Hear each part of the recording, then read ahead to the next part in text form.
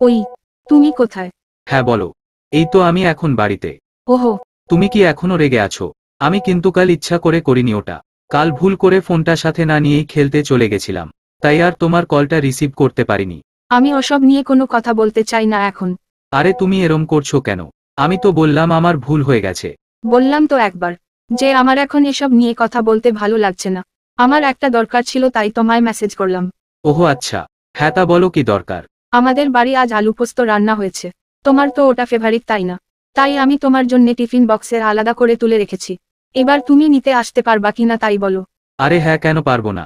না, তুমি তো খুব ব্যস্ত মানুষ, যখন তখন খেলতে চলে যাও। তাই ভাবলাম যে আমার জন্যে সময় হবে কিনা। আরে না না, এই ভোর দুপুরে কে খেলতে যাবে? আমরা তো বিকালে খেলতে যাই।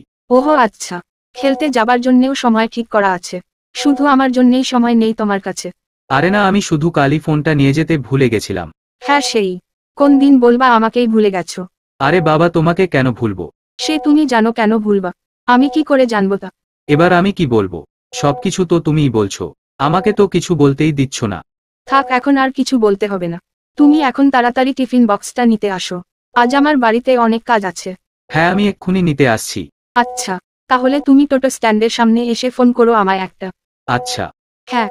ও হ্যাঁ, আরেকটা কথা, তোমার জন্যে যে খাবার পাঠাচ্ছি তাতে তুমি আবার এটা ভেবো না যে আমাদের ঝগড়া শেষ হয়ে গেছে।